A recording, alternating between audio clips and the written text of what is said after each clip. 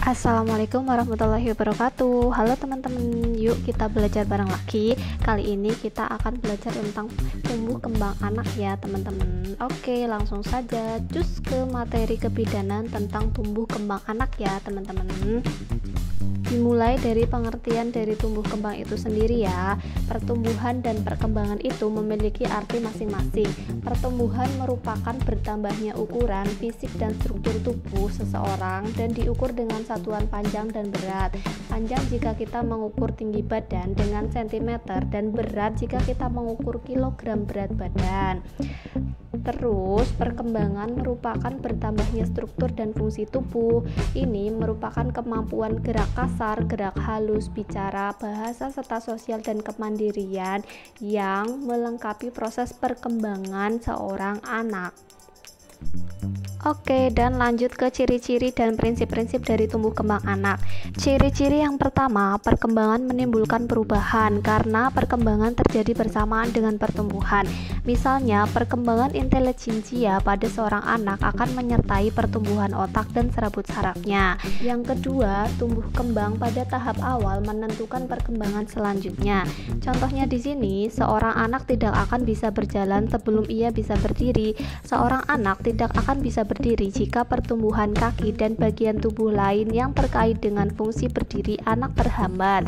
Karena itu, perkembangan awal ini merupakan masa kritis karena akan menentukan perkembangan selanjutnya.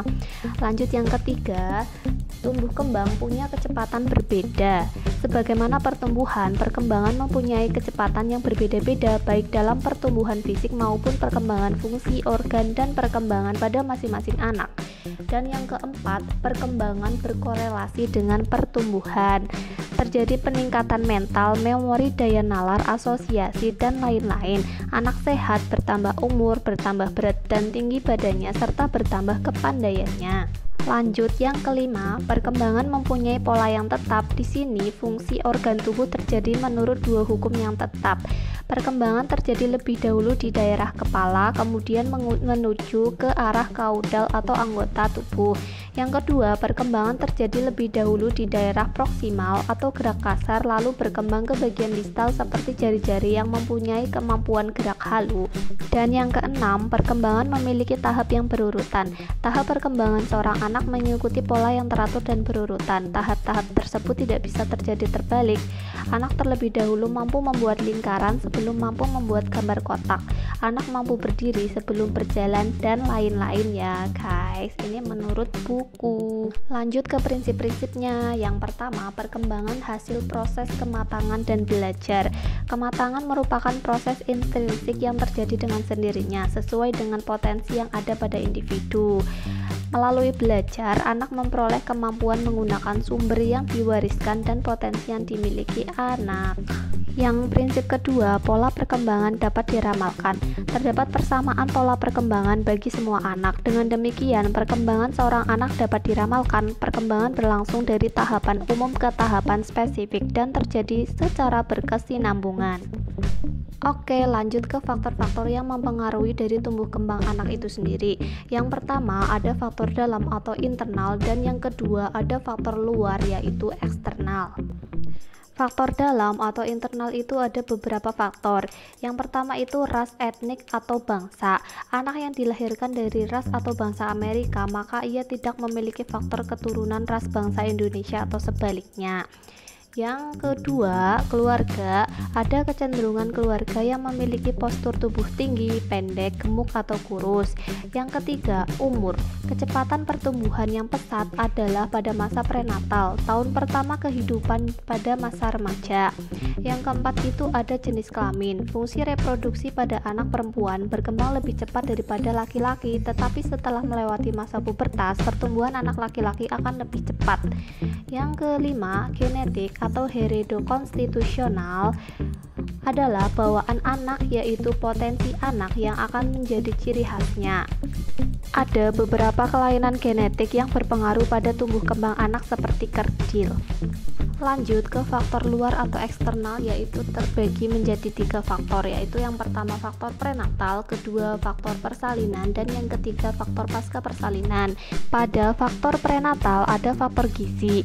Gizi di sini nutrisi ibu hamil yang dalam trimester akhir kehamilan akan mempengaruhi pertumbuhan janin.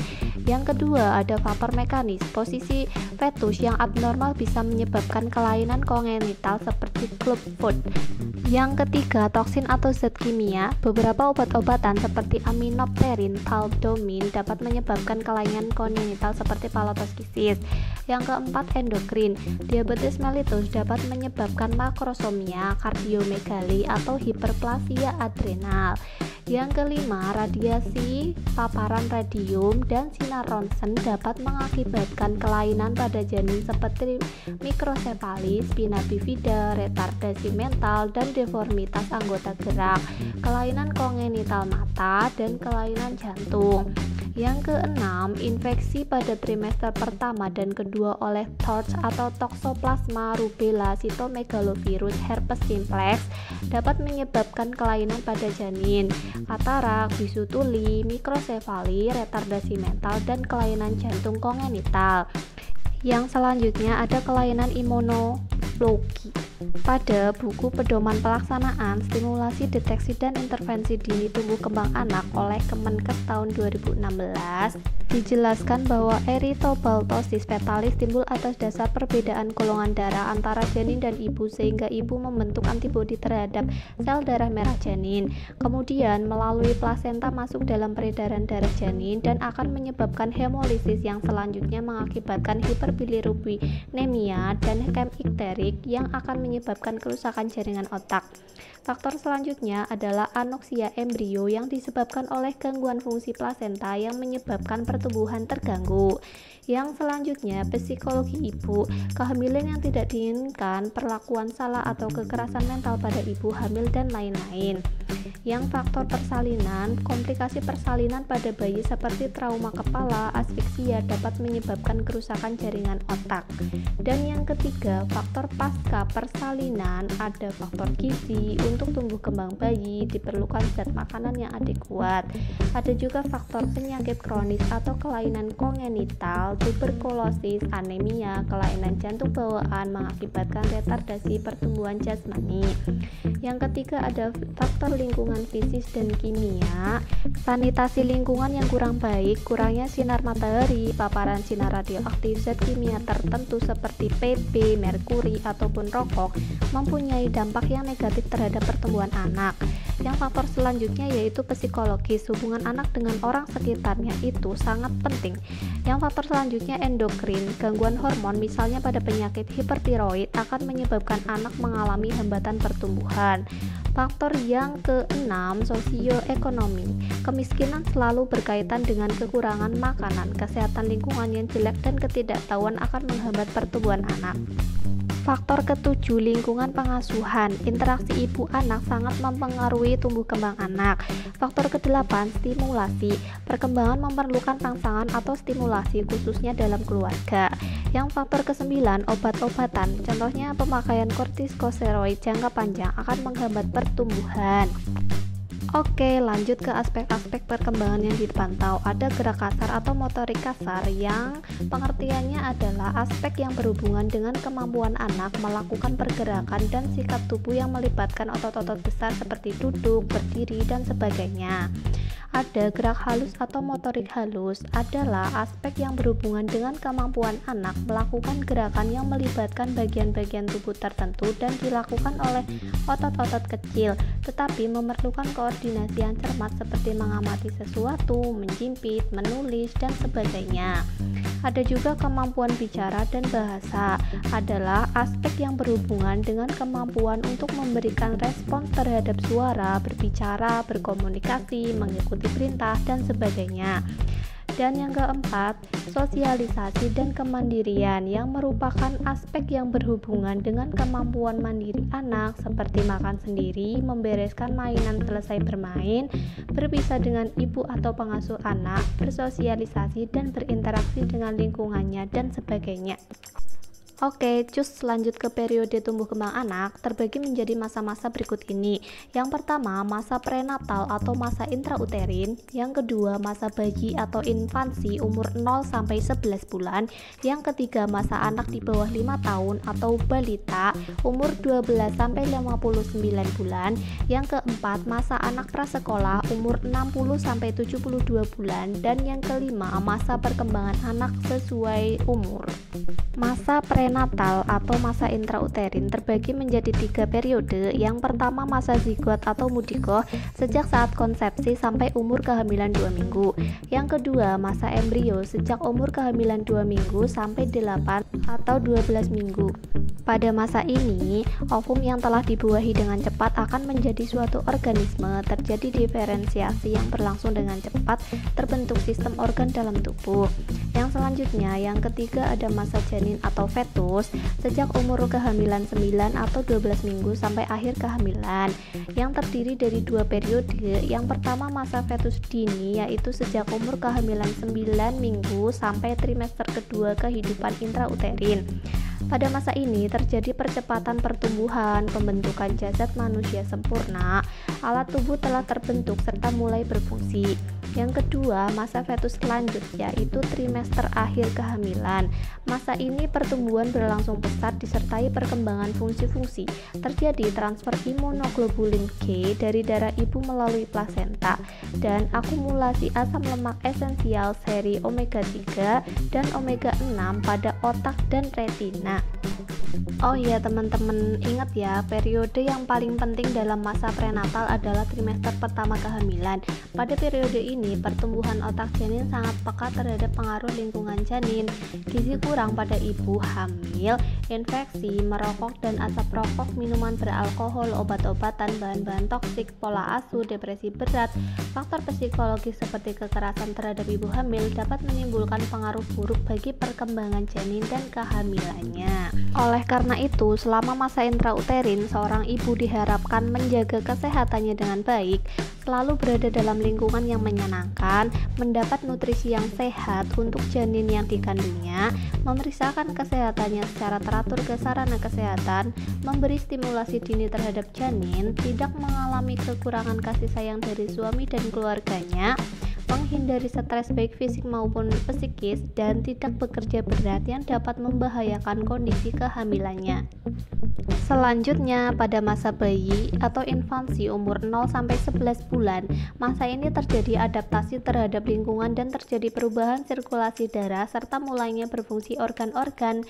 Masa neonatal dibagi menjadi 2 periode. Yang pertama, masa neonatal dini umur 0 sampai 7 hari.